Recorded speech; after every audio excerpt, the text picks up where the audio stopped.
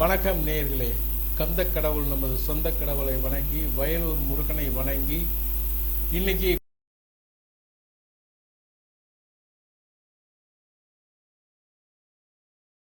கோவையில ஒரு பெண்ணை கொடூரமா கழுத்துல குத்தி, நெஞ்சில மார்புல குத்தி கொலை பண்ணியிருக்கான்.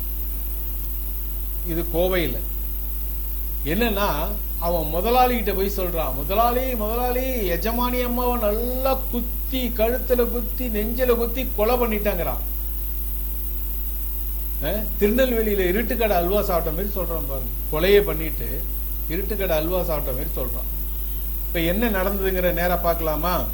இந்த கொலை எப்படி நடந்ததுன்னா, கணவன் மனைவி இடையே கருத்து வேறுபாடு, அதனால நடந்த கொலை. கணவன் மனைவியிடையே கருத்து வேறுபாடு, அதனால் நடந்த கொலை. என்ன கருத்து வேறுபாடு, எப்படி இருந்தது? இந்த அம்மா வயசு 47, மகேஸ்வரி. வயது 47, மகேஸ்வரி. இவர் கணவர் பெயர் சரவணகுமார். இவங்களுக்கு 2 குழந்தைகள் இருக்கு. ஒரு பையன் காலேஜில் படிச்சுட்டு இருக்கார், இன்னொரு பெண் ஸ்கூல் பள்ளியில படிச்சுட்டு இருக்காங்க. 2 பேரும் படிச்சுட்டு இருக்காங்க. இவங்களுக்கு இப்ப 1 மாதம் முன்னாடி 2 பேருக்குள்ள கருத்து வேறுபாடு வந்திருக்கு. இதான் இப்ப சகஜமா நடந்துட்டு இருக்க. 47 வயசாகி கருத்து வேறுபாடு வருதுன்னா என்ன பண்றது? கருத்து வேறுபாடு வந்திருக்கு. அதனால கணவன் தனியா பிரிஞ்சு வாழ்ந்திருக்கார், மனைவி தனியா பிரிஞ்சு வாழ்ந்திருக்காங்க. கணவன் தனியா பிரிஞ்சு வாழ்ந்திருக்கார், மனைவி தனியா பிரிஞ்சு வாழ்ந்திருக்காங்க. கணவர் ஏற்கனவே அதிமுக கவுன்சிலராகவும் இருந்திருக்கார். பன்னிமட ஊராட்சி மன்ற தலைவராகவும் இருந்திருக்கிறாரு. இவர் வடவள்ளி பகுதியில தனியா வீடு எடுத்து அவர் தனியா வசிச்சுட்டு வராரு, இவங்க தனியா வசிச்சுட்டு வராங்க. யாரு? அந்த அம்மா தனியா வசிச்சுட்டு வராங்க, அவர் தனியா இருக்காரு. 2 பேரும் தனித்தனியா வாழ்ந்துட்டு வராங்க.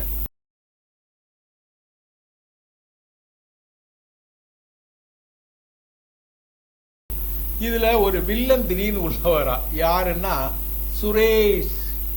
சுரேஷ்ங்கிற வில்லன் உள்ளவரா. 14 வருஷம் கிட்டத்தட்ட சொந்த டிரைவரா இருந்திருக்கான். அவங்களுக்கு வீட்டுக்கு டிரைவரா இருந்திருக்கான் 14 வருஷம். பேர் சுரேஷ். இவன் என்ன பண்ணிருக்கான், அந்த அம்மாவை கழுத்துலையும் மார்பிளையும் குத்திருக்கான். குத்திட்டு நேரா வடவள்ளியில இருக்க சரவணகுமார்ட்ட, ஐயா எஜமானிய நான் கொலை பண்ணிட்டேன், ஏண்டான்னு கேட்டிருக்கான் அவரு. இல்லைங்க, நான் நிறைய பொம்பளைங்களை உங்களுக்கு ஏற்பாடு பண்ணி தரதா சொல்லி என்னை கேவலப்படுத்தினாங்க அந்த அம்மா. ஒன்னாலதான் என் லைஃபே போயிடுச்சுன்னு சொன்னாங்க.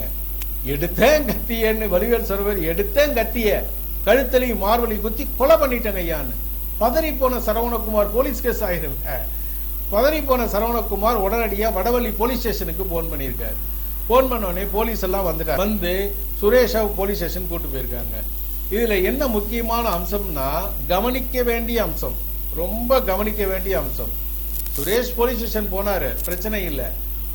கொலை பண்ண சுரேஷ் நேரடியா காவல் நிலையத்துக்கு போல. கொலை பண்ணிட்டானா என்ன பண்ணுவான்? தலையை வெட்டிட்டு நேரா காவல் நிலையம் தானே போற. காவல் நிலையத்துக்கு போல, நேரா சரவணகுமார் வீட்டுக்கு போயிருக்காரு. நல்லா குளிச்சு முழுவி ட்ரெஸ் பண்ணி ஃப்ரெஷ்ஷா மாப்பிள்ள மாதிரி நெத்தியில பொட்டு வச்சுட்டு வந்திருக்காரு. சரவணகுமார் வீட்டுல இருந்து வந்திருக்கிறார்.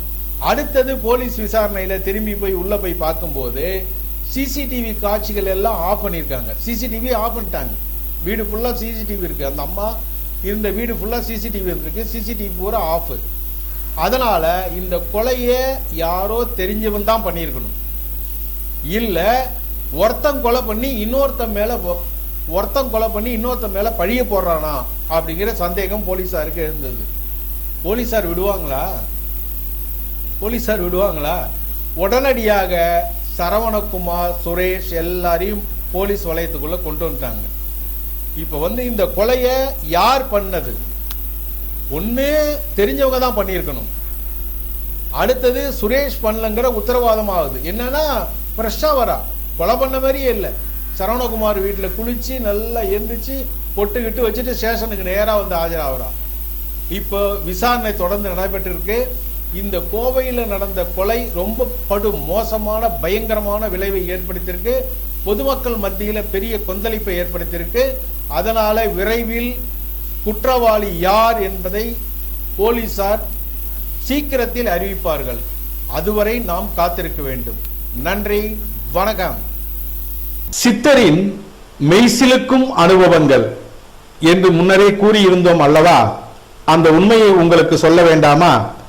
அந்த சித்தர் நேரடியாக அந்த அம்மனுக்கு அபிஷேகம் செய்யும் போது அந்த அம்பாள் பாம்பு ரூபத்தில் எழுந்தருளியிருக்கிறாள். அந்த காட்சிகளை இப்போது நீங்கள் பார்த்து கொண்டிருக்கிறீர்கள். அந்த பாம்பு ரூபத்தில் எழுந்திருக்கும் அம்பாளை இந்த சித்தர் பாலால் அபிஷேகம் பண்ணுகிறார், சந்தனத்தால் அபிஷேகம் பண்ணுகிறார்.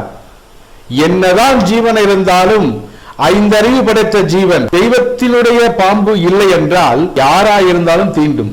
ஆனால் கடவுளின் அருள் பெற்ற இந்த சித்தர் அந்த பாம்புக்கு அபிஷேகம் பண்ணும் போது எந்தவித மறுப்பும் அது தெரிவிக்கவில்லை. சில நேரம் மஞ்சள் தண்ணி எடுத்து அது வாயிலே போடுறார்.